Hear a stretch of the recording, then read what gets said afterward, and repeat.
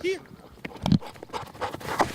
This is not your typical house dog. They're not pets. The dogs are life-saving machines. They're fast, they're smart, and here at K2 Solutions in Southern Pines, these dogs are being trained to sniff out bombs. Canines are unquestionably the best way to detect an explosive device. The government has spent millions of dollars trying to find technology that can match a dog's nose. And they've failed. We think that it's better to detect explosive devices without putting a human in danger. So in 2011, the Army started the TED program, pairing these dogs with combat soldiers. That's where Sergeant Ryan Henderson first met his battle buddy. I like to joke and keep things lighthearted, so I stood up and told the instructors and everybody in the room how bad I was, and I was the baddest thing walking around. We're all laughing. And one of my buddies saw the sheets they were writing everything down on. He's like, dude, I think you messed up because they just wrote Satan next to your name. Satan, the big, black, bomb-sniffing German Shepherd. I was like, oh, God.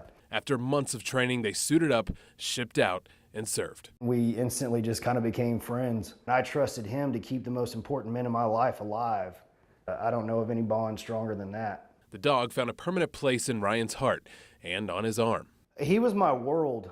We spent every minute together. Every minute for 6 months until Ryan had a seizure. He was hospitalized, separated from Satan, and spent the next couple of years fighting a traumatic brain injury, anxiety, and PTSD. His dog continued to work, and Ryan says he periodically tried to find out where Satan was. But in 2014, the Army ended the TED program and decided to get rid of the dogs. I tried to look for him again. I filed my adoption paperwork, and then I kind of fell off the map just because life got the best of me. The Army sent representatives to K2 to adopt the dogs out.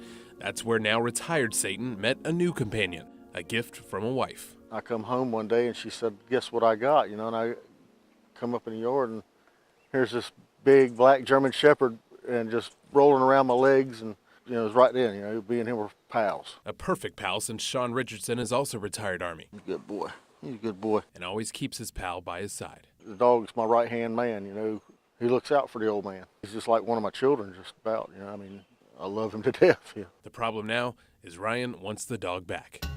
It was written that way. It's supposed to happen that way. That's the way it was set up to happen, and things should go the way they're supposed to. A lot of people just, it didn't happen, and they go on about their life. I don't. According to federal law, Army handlers should have had the first chance to adopt the 229 retired dogs. Ryan says the Army never contacted him. Do you believe the Army followed policy in the adoption of these dogs? Absolutely, 100% not. My phone number and email have not changed since before I enlisted in the Army. Any attempt to contact me, I would have been easy to find. The military just wanted to quickly get rid of the dogs, and so rather than following the procedure, looking for these handlers like they should have, looking at the paperwork they had, they just had a big adoption day and got rid of the dogs as quick as they could. U.S. Congressman Richard Hudson got involved, and now the Army's Office of Inspector General has opened an investigation. To deny that to our service members who've risked it all for us is a real shame. But now the dog is part of a new family and part of a custody battle. Yeah, if he'd have contacted me that week or that month or something like that, we probably would have worked something out. But, it was nearly 2 years after the fact that we get contacted, and he's become an integrated part of my house, my family, my children love him. The story spread all over social media, and Richardson said he and his family started getting harassed online. I've heard that before, and God, I hope people weren't doing that because it wasn't at my bidding, I can say that. We didn't take the dog from him. We got the dog from the Army. Ryan has now filed a lawsuit against the Richardsons. It'd be like pulling somebody out of my home, a family member, because that's what he's become. Do you see how it could be difficult for them to want to relinquish this animal?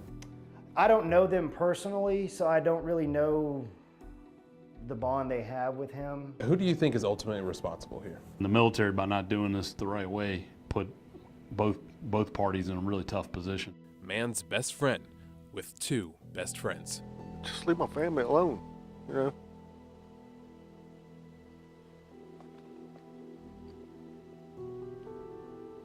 I love this old dog.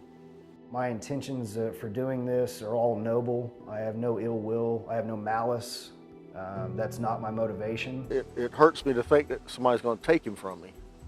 And I know ultimately at the end of the day, I may not be able to stop that, but I'm going to try. I'd love to have him back, and other than that, that's really all I've ever wanted. And it's just in the hands of the court at this time. Now, we asked the U.S. Army for an interview to talk about these issues. They initially told us they would talk to us, but then backed out. They told us to email our questions to them, so we did. We are still waiting to hear back on those. And as soon as we get the Office of Inspector General's report, we will have that for you as well. Guys, back to you.